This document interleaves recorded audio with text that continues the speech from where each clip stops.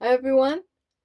I have hung my camera up on some rubber bands and all kinds of uh, um, weird ways of getting it in position because I wanted to show you something that somebody would find very disgusting and some would find it very interesting, and Sappho finds it extremely delicious. Uh, Is this a cooking channel, Marlene? No, it's not. But I was going to show you how I fix treats for Sappho. This, my friends, is the most delicious goat's liver. And these are trays for my dehydrator. I'm going to show you. I already filled up one.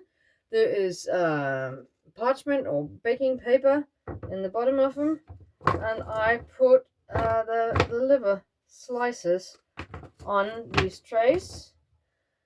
The dehydrator, the machine, is in the room, in the cold room next to my living room, because it does not smell nice when it's drying. To Sappho it does, not to me. The importance when you cut up liver for your dog is to get rid of all the ligaments, because a liver is full of very, very, very strong ligaments. They are like nylon strings, crisscross all around the liver here, inside of, in the middle of it, and it can be very dangerous for dogs to eat any of it. You can see like this. If she gets a piece of this, if she swallows this, eats it, she will swallow it whole, more or less. And the meat on it, the liver itself, will be dissolved, of course, but these ligaments will not. And they will twist around her intestines and can cut off blood supply and everything, even this little piece. She's not going to have it. You need to cut this out, and that is a hassle, I can tell you. It's really difficult because it's difficult to see where it is. You see, this piece of the liver looks so fine and nice, and you think you can just cut into it and have these soft pieces, and you can for a while, and then all of a sudden, there comes some of the ligaments. Ah, damn. Then you have to twist and turn it and get it out of there. And kind of scrape the meat off of these very tough plastic-like, nylon-like strings. And but I do it, and I do it with pleasure. I get the liver, of course, from the leaners where I work in the summer, because they have a lot of goats, and they have them as dairy goats. And when you have dairy goats, you only milk the females because, um, yep, those are the ones that produce milk. And then you have the male goats that are being born, and they are kind of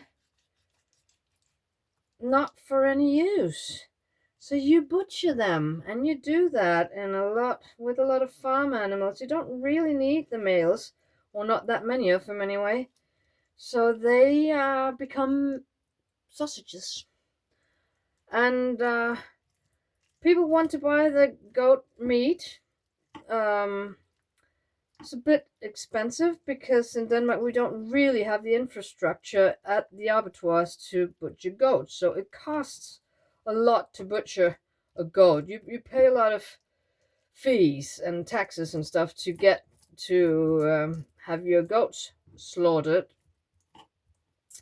So the meat itself per kilo becomes extremely expensive, and it is good meat, but people do not want to buy the liver, the heart, or the offal, I think it's called. Liver, heart, kidneys, all that stuff. They don't want that. They want the roasts and the thighs and the neck and stuff like that. So I have been gifted liver for many years from the leaners, because they can't use it for human consume. Nobody wants to buy it anyway. So they give it to me, and I, in turn, make snacks for Zaffo and for other people's dogs, that I can gift them little bags of these dried liver snacks. Dogs are crazy for it. And as you can see, and as I feel, it's not very delicious. It's not like cutting up a chicken and standing with nice meat. It's kind of messy and a bit disgusting to a lot of people.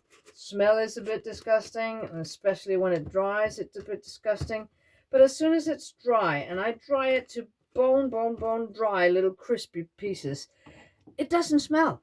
So I can just put it in a little bag and put it in my pocket.